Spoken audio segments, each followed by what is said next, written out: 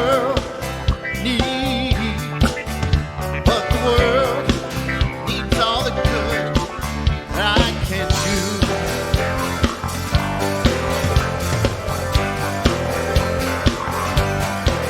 I cannot do all the good that the world needs,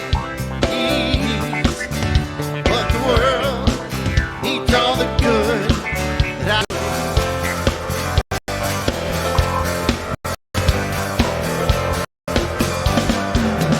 cannot do all the good that the world needs, but the world needs all the good I can do. I cannot do all the good that the world needs, but the world needs all the good I can do. I cannot do all the good that the world needs, but the world needs all the good that I can do.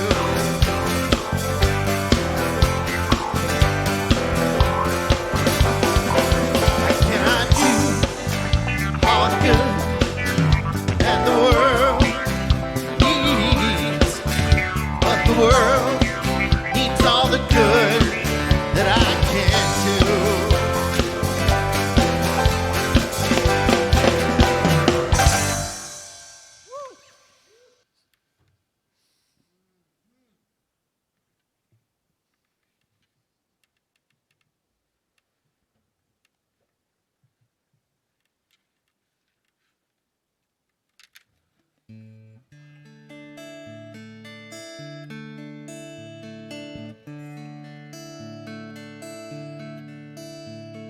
Surely the presence of God is in this place. I can feel the mighty power and the grace. I can hear the brush of angel wings. I see glory on each face. Surely the presence of God is in this place.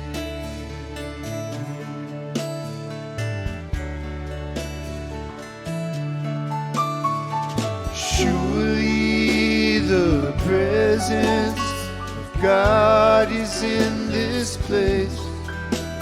I can feel the mighty power and the grace.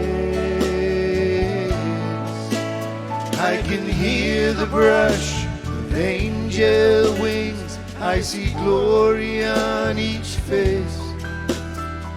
Surely the presence of God is in this place.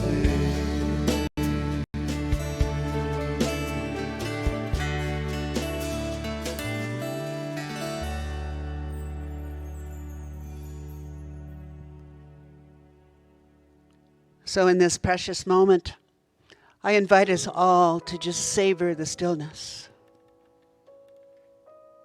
For, oh, I recognize the warmth of our breath and the warmth of our open hearts, that we embrace surely the presence of God is in this very place. And where is place if it is not within our human heart, within that spiritual heart, within that place of soulfulness that is alive and well in each one of us? For I recognize the presence of Almighty God, that God that has 101 names, named in every culture, every language has a name for God.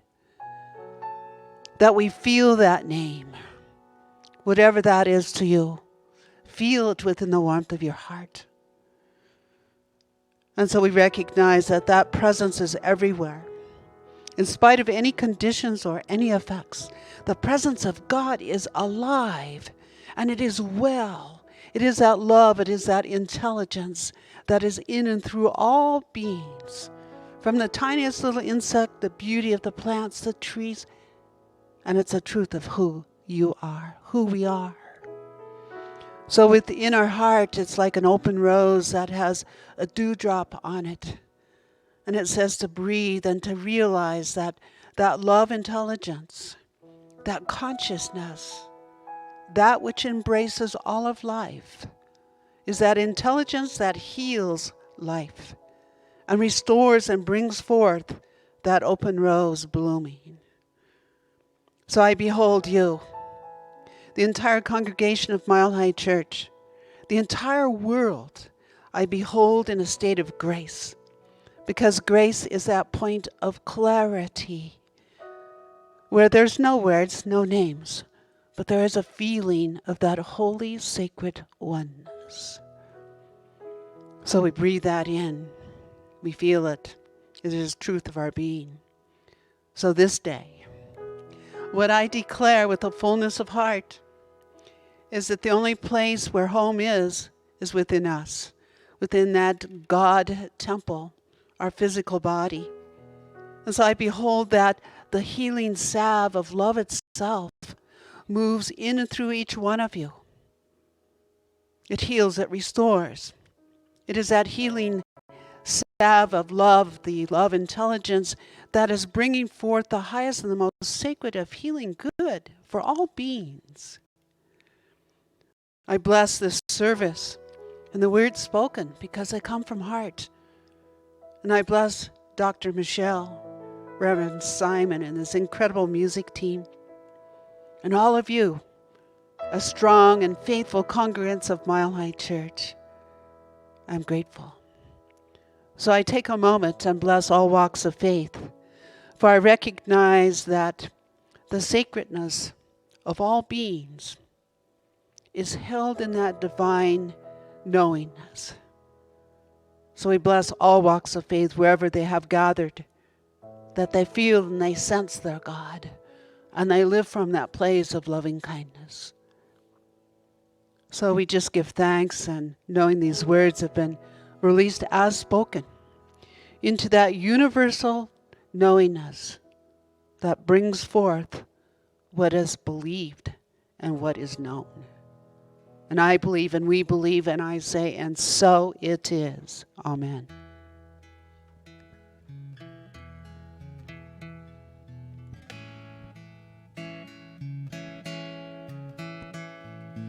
Om Tare Ture Svaha. Om Tare with your strength, with your peace, in your loving grace, I release with faith and my belief. Heal me, heal me, heal me, heal me with your strength, with your peace, in your loving grace, I release with my faith and my belief. Heal me, heal me, heal me, heal me. All that I am, all that I hope I will be, all I become, all that lives within me, all there is, all that ever will be, all love. Oh, the love. Oh, the love. Oh, the love. Oh, the love. Oh, the love. Oh, the love.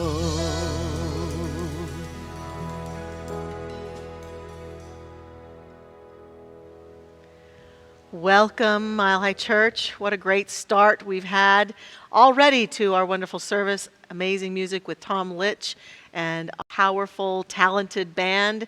And what a great prayer from Dr. Patty. We are so blessed. We're blessed that you're here with us this morning. And we've got a great service continuing. We've got Reverend Simon here to do a power talk. And right now, speaking of power talk, we're going to talk. This is going to be like coffee talk, We like to have conversations and just discuss how things are going and bring relevant topics to bear today. So the topic that we'd like to talk about today is that we recognize that out there in the world, as always, there are always a whole variety of opinions about what's going on in the world, and especially around the virus and what to do about it, what not to do about it, where to go, what not, when to open. I see all of the controversy. And with that controversy, how do we stand in our truth and stand in a knowingness of what's real for us, even with all this floating opinion going on? So Reverend Simon, what input do you have for us today, O wise one, around that? I simply respond with righteous indignation and condemnation, Well, that's knowing good. All right. that I am right. Let's end the service right there, shall Absolutely, we're good. No, seriously though. I have found myself using a lot of the principles of nonviolent communication, and at the very start of it is this idea of, okay, what's really happening? What am I really experiencing? I read a post on Facebook. That's it. That's all that happened. What am I telling myself? What am I interpreting? What stories am I making up in my head about this person that I don't even know because of this post that I read on Facebook? That's when it gets really interesting. So I have really had many opportunities to be aware of the inner dialogues that I'm having with myself and what's going on out there. And when I bring that awareness to it, then I can have the sense of, okay, what is my highest truth versus what is the garbage that is otherwise swimming around in my head. Sure. So that really helps. Wonderful. What about you, Dr. Patty? What wisdom do you have for us today? Well, I know there's a lot of garbage, kind of like the sea of mental garbage out there.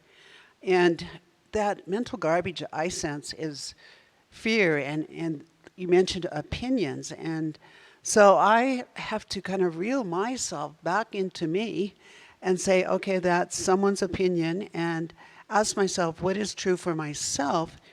And also being compliant in a good way with what I feel is intelligence, whatever that is at times, but I like to refer to it as a divine intelligence, as to how we respond to the healing.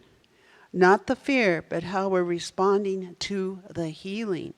So I'm being respectful, and respect with a lot of nonviolent thoughts in my mind. I know there's a lot of people out there vigilant to try and, do it my way and that type thing. And I think that just kind of creates, and I'm not finding anyone wrong for that because it's kind of a process for everyone. But I think it kind of stirs the pot, if you know what I mean. And we need to come back to, who am I in this? And what is healing and what is health? And how do we move, especially Mile High Church, how do we move forward to keep everyone safe and healthy and happy? What I hear you both talking a lot about is that what is the true source of the information that we allow to impact us? And that seems multi-layered in many respects, because a lot of us are letting fear be our source. And when fear is our source, then when we look out into the world for information, we will find corresponding opinions that match our already fear-based thoughts. That's how the brain works, the reticular formatory system of the brain. That's how consciousness works. And so, I've been asking myself lately as I'm watching people argue about what source to believe in the world. Do we believe the news? Which news outlet do we believe? Do we believe Facebook? Do we believe YouTube? Do we believe what we see, when someone sends us a private email of a video? What do we believe? And asking myself, what if God's the only news source I truly believe in? And that might mean that there are a number of ways to proceed that work for me, that don't work for you. And what if it's all of the above? And that the thing that I really resonate with is when I'm standing in my truth about being a loving citizen of this planet, of this church, of the family and people I walk around with. What's the most loving, kind, clear things that I can be and do to promote safety and well-being? Right. Every day of my life, not only when there's a COVID virus running around, every day of my life. That has to be my decision, right? Right. For me, there's this part of, sometimes I find myself asking, well, so what? Right. There's a lot of stuff going on in the world right now. So what? And it's what I hear you say. How am I going to show up today? Ideally, if I'm showing up as my best self, my most compassionate self, my most loving self, that self that is in touch with the divine that I understand and know, it doesn't really matter what's going on, because I'm still going to move in that presence regardless of what's going on out there. I'm going to be the best me that I can be in this moment. But it takes the surrender of what you said in the beginning, righteousness. Totally. The Course in Miracles says, would you rather be right or would you rather be happy? And I think a lot of us, that's the argument that goes on the internet, on Facebook. People arguing to be right versus what you're talking about, which is happiness and well-being and a sense of right use of my own energy. Right. And I would like to just respond. Simon, you said something about the what, and that brought to my mind a principle. If you know what, you know how. Well, the what is more that inner knowingness, our intelligence within us that really knows, to be able to get to, that is the what. So if I know the what, if I can focus on that inner consciousness, then I'm going to be guided to all the hows. And I think a lot of times we start out with the hows, trying to find the what. So if you know what, you know how. What is that you often say? Something about if the vision is clear. When the vision is clear, the decisions are easy. Right. When we're clear about the vision of who we are, and that's a quote from Reverend Joyce Murphy that I got from Arizona, the minister who founded my former church. And it's a thing that I say to myself all the time, the vision of my values and what's important to me, then my decisions are easy when I know what I stand for. What am I stand for? I'm a stand for loving kindness and wellness and love, then of all people, not just myself, of all beings, then my decisions become easier. Right. And I think, we have the ability through this teaching, through what we practice here, what we teach here, of setting ourselves up through our spiritual practice so that we can then be receptive to the vision. So that when those things happen that we didn't expect or we didn't, that would otherwise throw us off, we're already grounded. We're already coming from that consciousness. So our reaction is from that highest and best that we can possibly be open to. Yeah. Well, and I think right now it feels to me like don't believe everything you think. Don't believe everything you read. Don't believe anything except what rises up from the wisdom of you and me. Well, that's got to be our mantra right now. Listen, inner listening, right?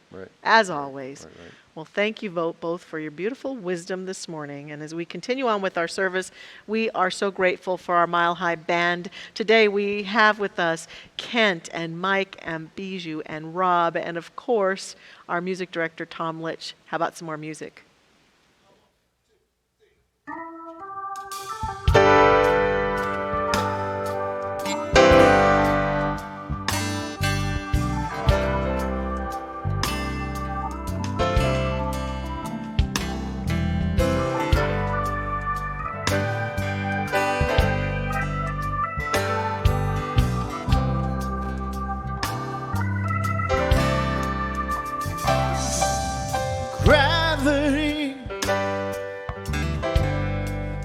is working against me. Oh, gravity wants to bring me down. Oh, I'll never know what makes this man, with all the love that his heart can stand, dream of ways to throw it all away.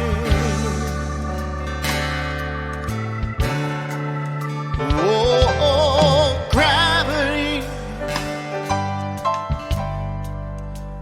is working against me. Oh, gravity wants to bring me down. Oh, twice as much ain't twice as good, and can't sustain like one half could. This wanting more is gonna bring me to my knees.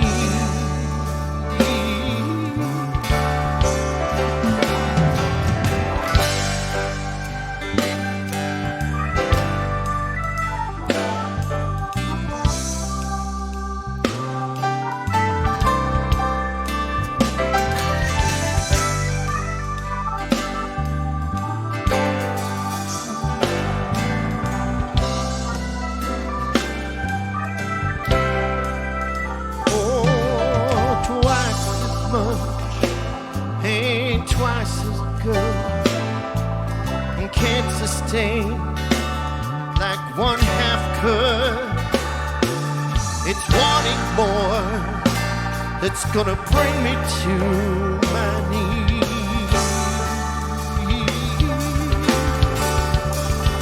Oh, gravity, stay the hell away from me.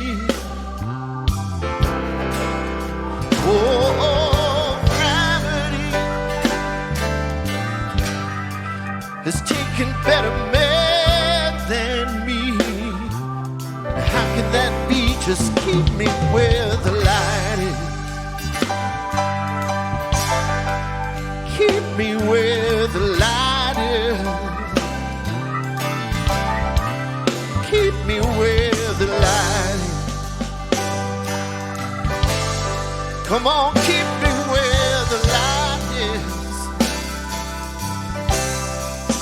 Keep me where the light is.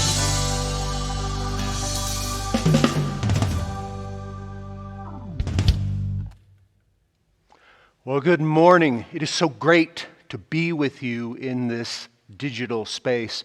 A big thank you to Tom and the band, to the members of the production team who are here sharing their gifts and being of service to support this community. And a huge thanks to all of you for your continued support of this community, whether it is through prayers and intentions, participation in the online workshops, participation in the prayer we do Monday through Friday in the morning, or participation through financial support of this community. There's so many ways in which you can support. If it calls to you financially, you can go to our website, milehighchurch.org. You can text to give 45888 and simply type in Mile High, and you'll be given directions beyond that. Or you can mail in a contribution. And again, I thank you because it really does matter to this community. So I want to ask you to consider something. The world is a mess. And it is unlikely that you or I are going to change that. Now, before you start typing in chat, "New Thought heretic, get him off the platform," before you start crafting an email to Josh and Michelle saying, "I think maybe Reverend Simon has had a little too much social isolation," Consider this. Hear me out. So Reverend Josh offered a class recently on the works of Joseph Campbell. And we used this book for the class, Joseph Campbell Companion. Here's what Joseph Campbell, who, by the way, is an American professor of comparative religion and mythology. Here's something I would ask you to consider. Participate joyfully in the sorrows of the world. We cannot cure the world of sorrows, but we can choose to live in joy. When we talk about settling the world's problems, we're barking up the wrong tree. The world is perfect. It's a mess. It has always been a mess. We are not going to change it. Our job is to straighten out our own lives. And that got me thinking. You know, it's so easy, especially during this time, to be so focused on so many of the externals. What Dr. Holmes called the conditions of our lives, right? Boy, is it safe to go out? What is this thing with social distancing? Should I wear a mask? Does it help or not? You know, what's going to happen with the economy? We're so pulled towards everything that is happening out around us. But that is not what the world is for. The world, I'm asking you to consider, is to provide us an opportunity of who we are going to be and how we're going to show up. Now, don't get me wrong. I'm not saying that our actions out in the world don't matter. Yes, we are going to stand for our values. We're going to stand for justice. We are going to take action out in the world to be in right relationship with the world and with each other. We are going to be of service for each other. But the world is not so much about what we do, what we accomplish out there, as about how we do it and what we are within. Perhaps we are called not so much to build heaven on earth, but to create the kingdom within. I want to share a story, something that happened that really was brought into my awareness as I was thinking about this quote from Joseph Campbell. It happened a number of years ago, 3 years ago, 5 years ago. I had been at Mile High. I think it was on a Sunday. I think it was services. I'd been out here all morning, been in the Mile High magic. And afterwards, I went to a local office supply store. I think it was Office Depot over on Wadsworth, over in Belmar. And I'm driving through the parking lot. Of course, it's busy. The parking lot's packed. I'm looking for a parking space. And I'm about to go past this panel van. You know, the kind of vans that have just the metal sides. They don't have any windows. And all of a sudden, this car on the other side of the panel van backs out. And I slam on my brake and came, this close to having a oneness experience that I didn't really want to have. And the driver looks at me with this expression of terror. And I smile. And I motion for him to continue backing out, and he does, and he goes on his way. And I find my parking spot, not next to the panel van. I didn't want to be there. So I find my parking space, and 30 seconds later or whatever, I have this sort of sense that someone has pulled alongside my car, and I hear this horn, this kind of tapping on the horn. And I look over, and it's the same guy, and he's motioning for me to put down my window, and I'm like, okay, kind of creepy, but let's go with it. And I roll down my window, and he says something to the effect of, hey, thank you for not being a jerk. Thank you for responding the way you did. And I'm like, well, sure, man, don't worry about it. Have a good day. And he takes off, goes about his business, and I go about my business. But I had this sense that, obviously I haven't shaken until, even today. I had this sense that this seemingly insignificant interaction was actually profoundly significant at a deeper level. I had this strong sense that he and I were both going on different trajectories now because of that interaction. That he, literally, the people he encountered during the rest of his day, that he would approach it from some sort of higher level. There'd be a little bit more compassion, a little bit more tolerance, a little bit more understanding. That it mattered. Now, I don't know if that's true. Maybe I'm just making that up. But it was this strong, intuitive sense that because of the choice I made, everything was different. But here's the thing. I didn't make a choice. Not in that moment. I just reacted, right? When that car came out and I almost hit it and I slammed on my brakes, I didn't go, let me think. I could be angry. I could perhaps give him the finger. Or maybe I could be kind and loving. Let's see, which shall it be? No, I just reacted. That reaction, though, was because of a choice I had made earlier, which had then rippled out. And just like I perceived that what he would do later in the day would ripple out because of that interaction, our interaction together was the result, was the ripple of some choice I had made earlier. Maybe it was to meditate that morning. Maybe it was to go to church and to be in this mile-high magic. Maybe it was to be open. Maybe it was an intention I'd made at some point earlier, in a class maybe, to simply be my highest and best self. But it mattered, and it rippled out. And this is the invitation I give you. This is the challenge I want to give you today. What choices can you make today? What choices will you make today to get into that consciousness of your highest and best self? So as you interact and react with your life, you will truly be showing up as your best you, as the you envision and desire to be. It could be that you meditated this morning. It could be the decision you made is to tune into this service. It could be you're going to exercise later. It could be that you're going to reach out to someone this evening that you've been meaning to, but you just haven't had the time for. Maybe the choice you're going to make today, or when you're tired, or you're hungry, or you're overwhelmed, is to be good to yourself and figure out, take the time to give what you need.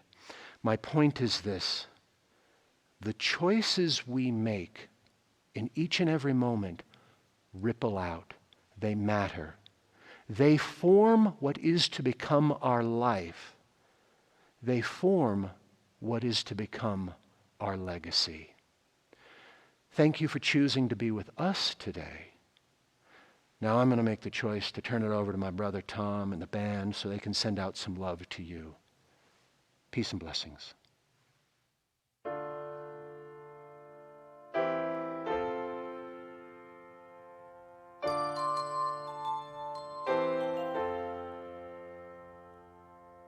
I am not a stranger to the dark. Hide away, they say, 'cause we don't want your broken parts. Learn to be ashamed of all my scars. Run away, they say, 'cause no one will love you as you are. But I won't let them break me down to dust. I know that there's a place for us, for we are glorious. When the sharpest words want to cut me down, I'm gonna send a flood, gonna drown them out. I am brave, I am bruised, I am who I'm meant to be. This is me. Look out, 'cause here I come, and I'm marching on to the beat I drum. I'm not scared to be seen, I make no apologies. This is me.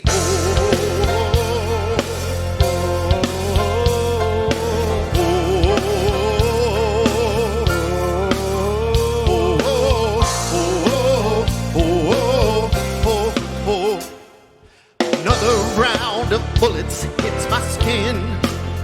We'll fire away, 'cause today I won't let the shame sink in. We are bursting through the barricades and reaching for the stars. We are glorious, yes, that's what we've become.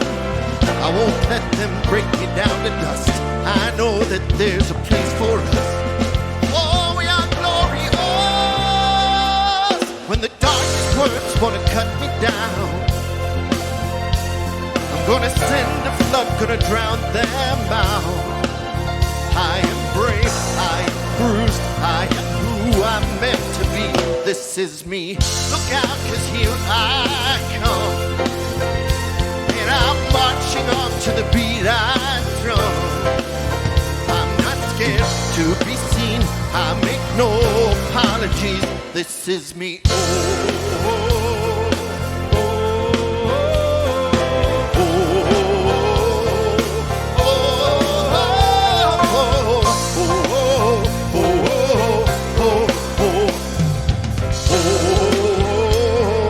I know that I deserve your love. There's nothing I'm more guilty of. When the sharpest words wanna cut me down, I'm gonna send a flood, gonna drown them out. I am brave, I am bruised. This is who I'm meant to be. This is me. Look out, 'cause here I come, and I'm marching on to the beat I drum. I am brave, I am bruised. This is who I'm meant to be. This is me. Look out, 'cause here I come, and I'm marching to the beat of my drum. I am brave, I am bruised. I am who I'm meant to be. This is me. Oh, thank you, Tom Litch and our wonderful band. That was awesome. That was so awesome. I actually requested that song today, and I'm so grateful that they accommodated that request, because today I want to talk about being us, being the fullness of who we are. Last week we started our series, which is The Legacy of Love, talking about the legacy of love that we can build by focusing upon the inner aspect of ourselves and the things that really matter to us and our values and what's important to us versus what's out there in the world of form. And today we're talking about the legacy of me. I really want to talk about how it is that we can walk forward in our lives and be the best version of ourselves, be the most authentic version of ourselves, be us completely. And that song just totally invites us into an energy that, as bruised or as uncomfortable as it may be, our legacy is us. That's going to be the message of this entire talk today, that our greatest legacy is our true selves. I'm aware that I love the concept of unity and diversity that I see expressed in our universe and in our teaching, an understanding that this life that God is everywhere present, but uniquely and diversely expressed. And when I think about each one of us individually moving about our lives, the thing that most expresses that's easy for us to understand is the concept of DNA. We all have DNA. All human life forms, we have DNA. DNA is in various parts of our universe, but we all have unique DNA that's born out of the family heritage of two sides, two different beings coming together to create one unique being. And it seems as though our universe loves unity. It loves the connection of all life, but it also loves diversity. It also loves uniqueness. We see the unique forms in nature, the unique expression of life everywhere we look. Imagine how boring it would be if everything was the same, if everyone was the same. And often our attempts to create a sense of calm and assurance in life for the world and for ourselves are born out of a need to be the same, to even fall into normal, to want the mess of life, as Reverend Simon was talking about. Great job on that talk, Reverend Simon, a beautiful power talk, by the way.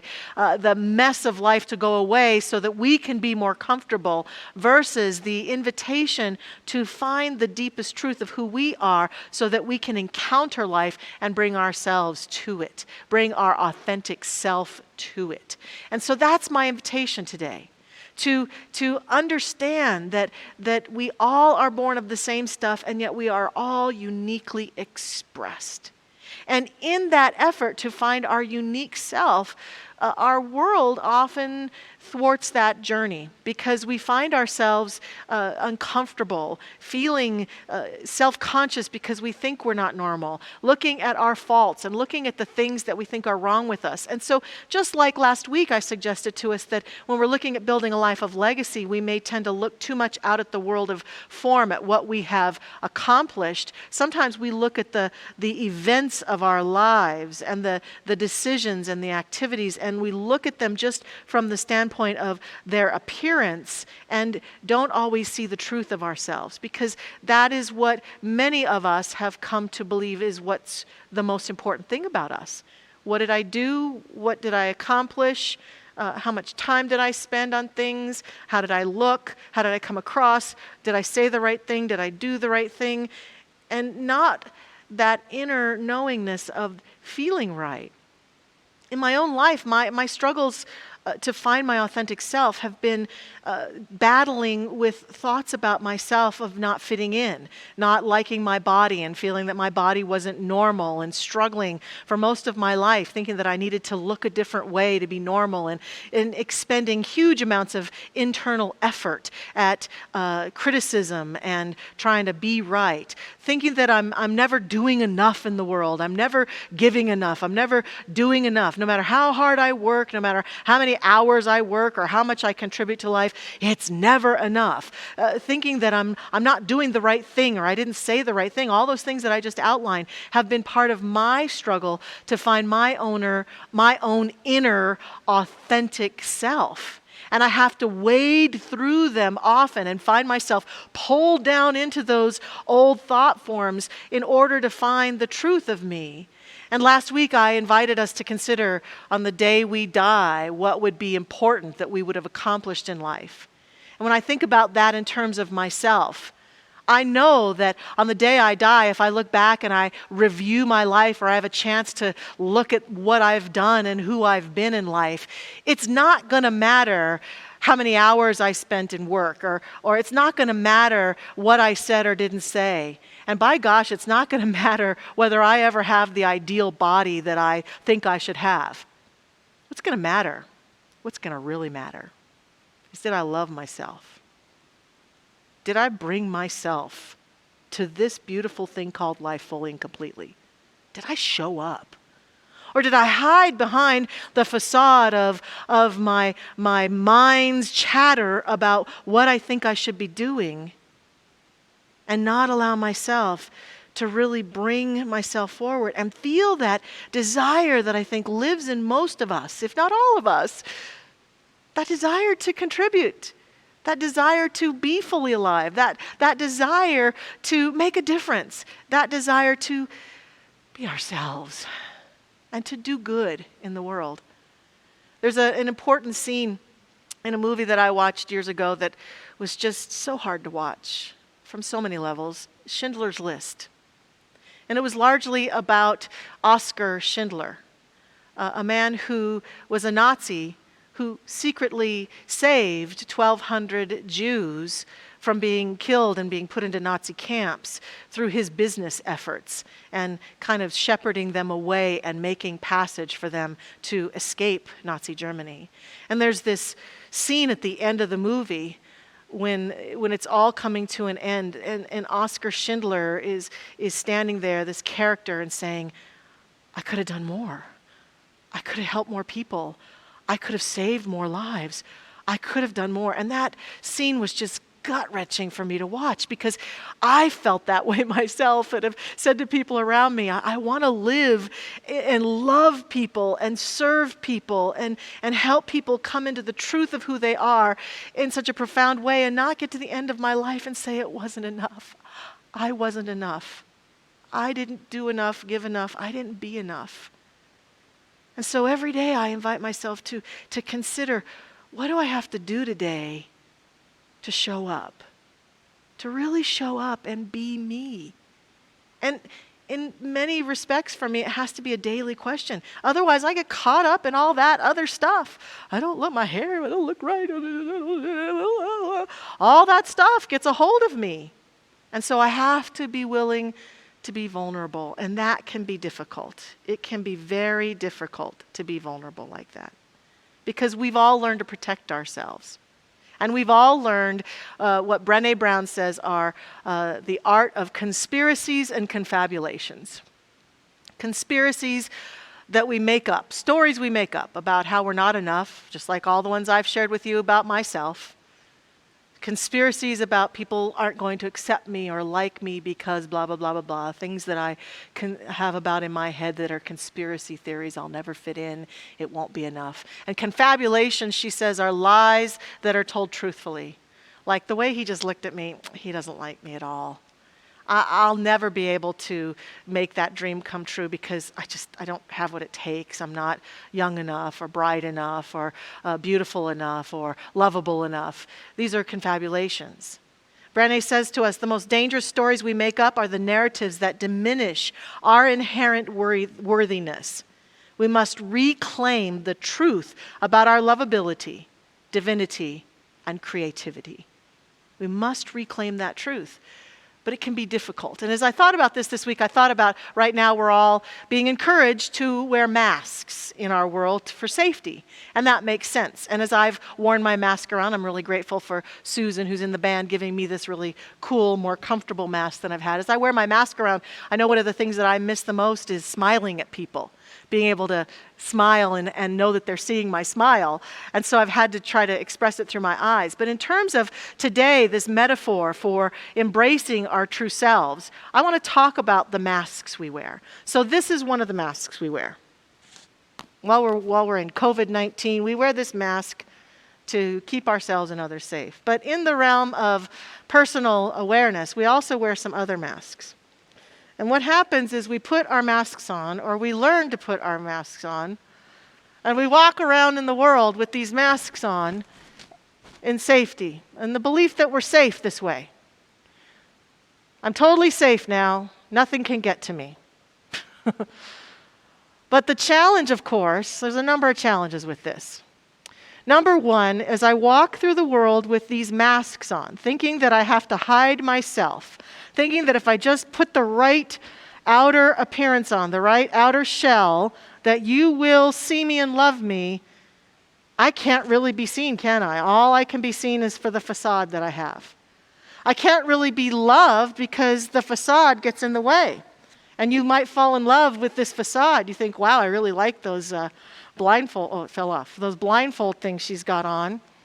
And I don't want her to ever take them off because they're so cool. But in this game of masks, personal masks, we lose. And then when someone does decide they like our facade, one of the biggest, most challenging things is to show them our true selves. We feel extremely vulnerable. So what if we learn to take the masks off? So here's what these masks represent to me. Mask of sight. With this mask on, and not being willing to see the truth about myself, a couple things happen. I never allow myself to see my inherent divine wholeness, my divinity, my uniqueness. I never allow myself to truly see myself as I really am.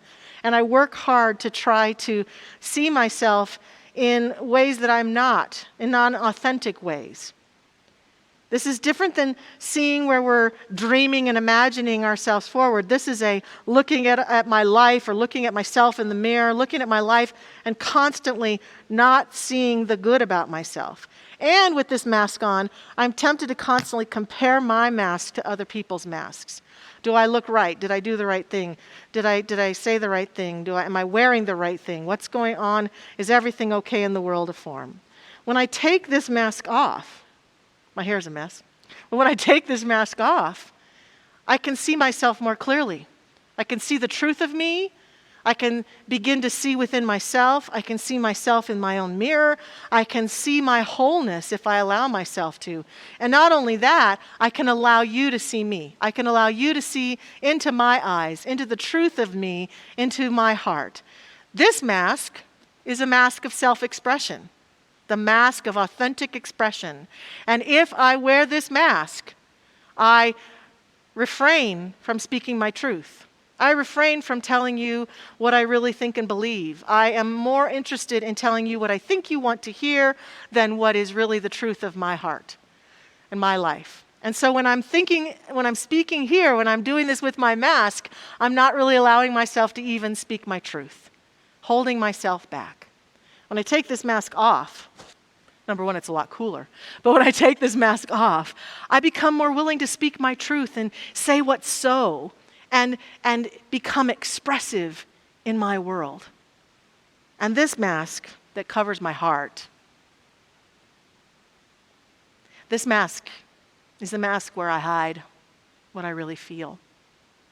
This mask is where I hide my deepest love, where I hide my vulnerability, where I hide my heart from people. And therefore, maybe don't really tell people not only what I really feel about things, but really don't tell people that I really love them, that I really care about them. I don't tell people that heartful truth. And when I take this mask off, my heart can be really present in my world. My heart can be really present, and I can show up and be connected to people.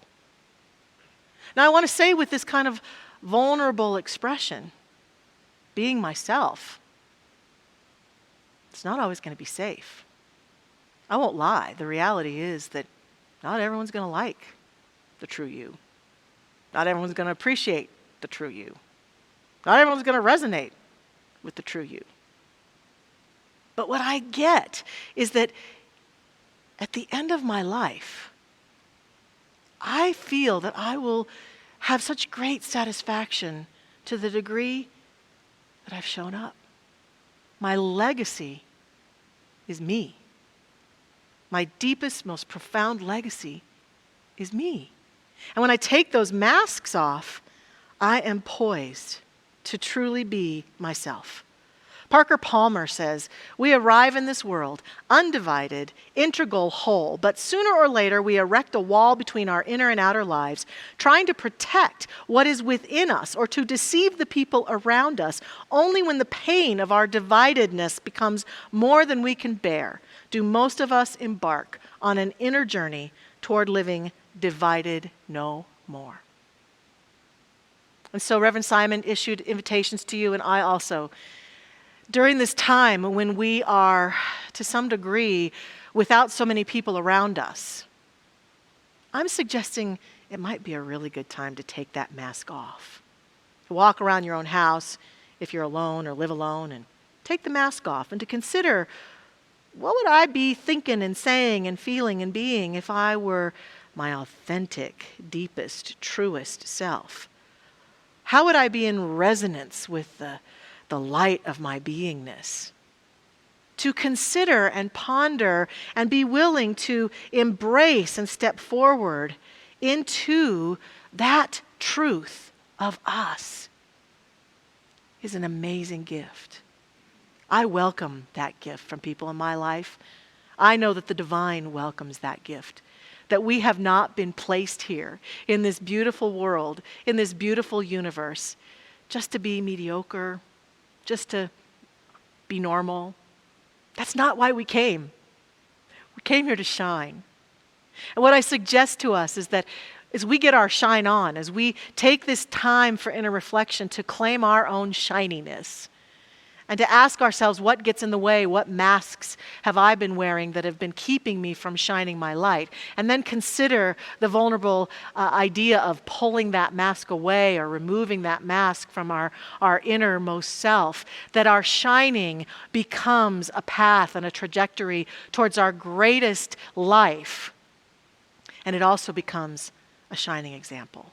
For those of us who want to be a good example, I can tell you that the people who have impacted me have done so most of the time because they just were themselves. They showed up and they were authentic when it was comfortable and when it was uncomfortable, and they were God in form. I close with this quote from our founder, Ernest Holmes, from This Thing Called Life, page 120. Pure spirit exists at the very center of our being, at the innermost part of our mind. It is our true and eternal self. Such life as we have flows from it. There is nothing to our real being other than life and what it does through us. Let's surrender to that today and always. And let's pray together. Please join me as we go within. And we breathe in this beautiful life. We breathe in the breath of life and allow ourselves to just feel and sense that divine presence within us that is calling to each one of us. I know it's calling to me and to every person who's listening and watching because we're here together, and I believe that we are always drawn to that which is most important for us to see and hear at any given moment. And so we are here together now because this is life and God and the universe's call to each one of us that says, "Please, my beloved one, whom I am well pleased, show up, be here fully, be as alive as you can possibly be."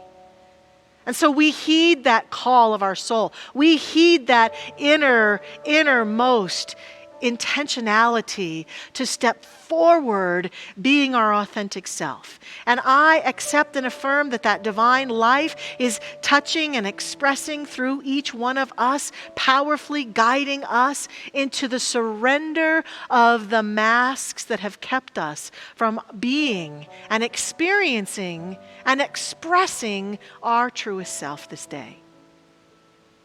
I know the wisdom that permeates each one of us. I know the divine love that guides us forward. I know the light that lives in every being is seeking to shine itself forth through all, in all, and as all. And so this prayer this day is in alignment with that call for each one of us.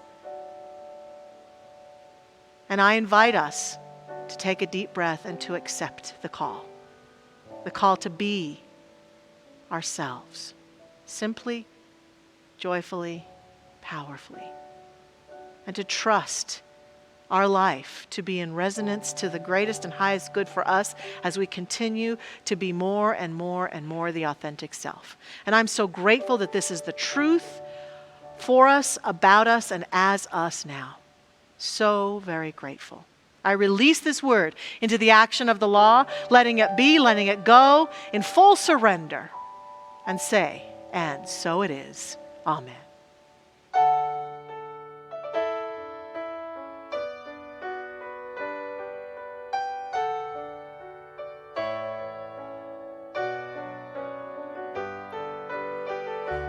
There is one love. There is one power. There is one life eternal. God lives through me. I am that love. I am that power. I am that life eternal. God lives through me.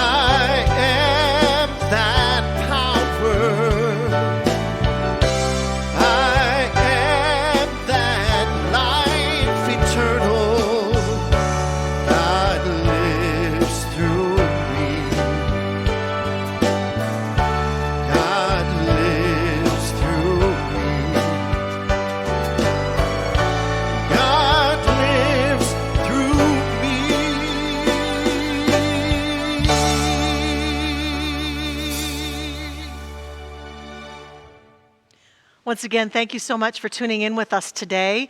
We've already talked about the opportunity that we have to allow that abundant nature to flow through us and give through our tithes and offerings. And for those of you who like to do that with a whole bunch of people, now is one more opportunity where you could push that button with us, make that text, write that check, whatever serves you, send that prayer. But let's be in the circulation of great abundance together, knowing that life is all about abundance and that there is great opportunity for us to constantly be giving into life. So we thank you for the ways that you continue to give to us and to support this beautiful community. And we are alive and well because of your giving. So please feel free to text again at 45888, to go to our website at milehighchurch.org, or to send in a check. And right now, please feel free to join me as we affirm the good together by saying together, right where you are, please say, divine love, as me, blesses and multiplies all that I am, all that I have, all that I circulate. And so it is.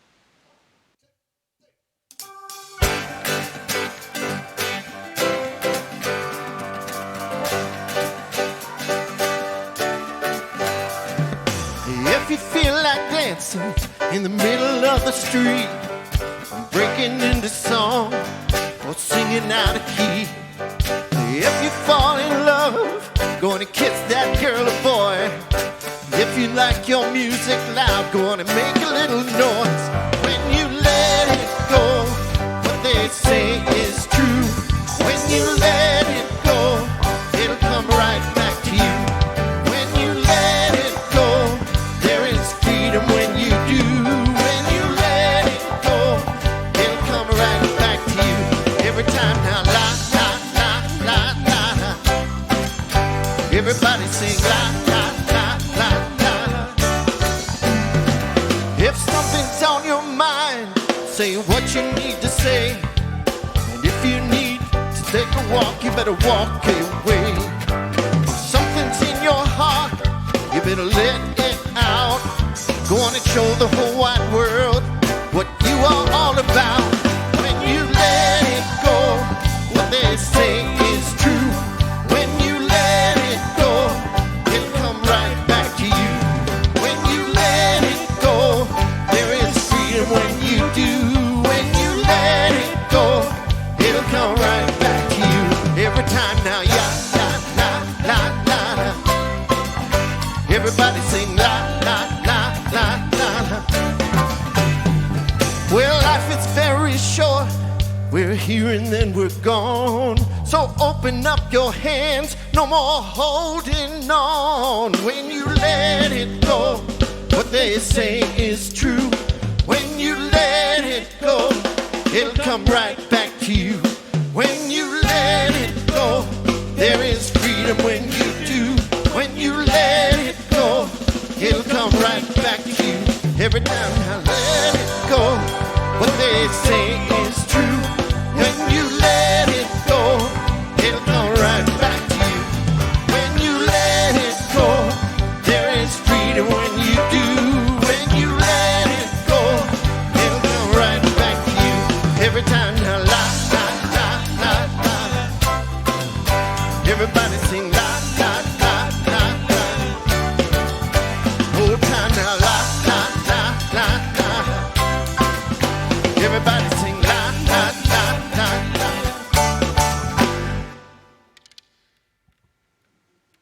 Well, thank you so much, Tom. Thank you to everyone in the band. Thank you to Dr. Michelle for an amazing, inspiring message. Thank you, Dr. Patty, for your prayer and your presence. Thank you for our production crew who is making this virtual church possible.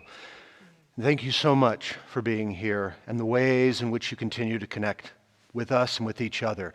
Speaking of connection, Dr. Patty is offering an awesome workshop Monday nights. It started last week, but you can still join in. It's called Navigating Pandemic Grief. Dr. Michelle on Tuesday nights is offering a class based on the works of Brene Brown called Rising Strong. Started last week. No worries. You can still participate. You can get the information on how to connect on our website. And starting this Thursday, I'm going to be offering a class called Pillars of New Thought.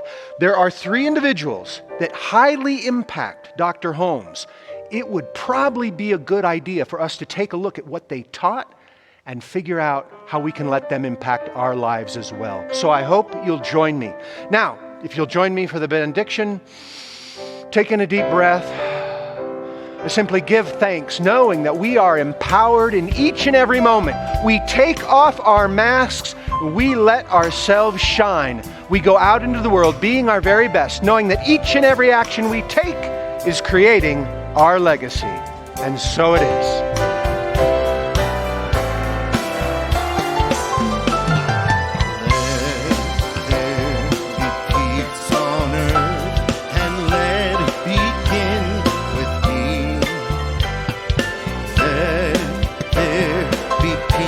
On earth, the peace that was meant to be, with God as our power, family all our way. Let us walk with each other in perfect harmony. Let peace begin with me. Let this be the moment now. With every step I take, let this be my joyous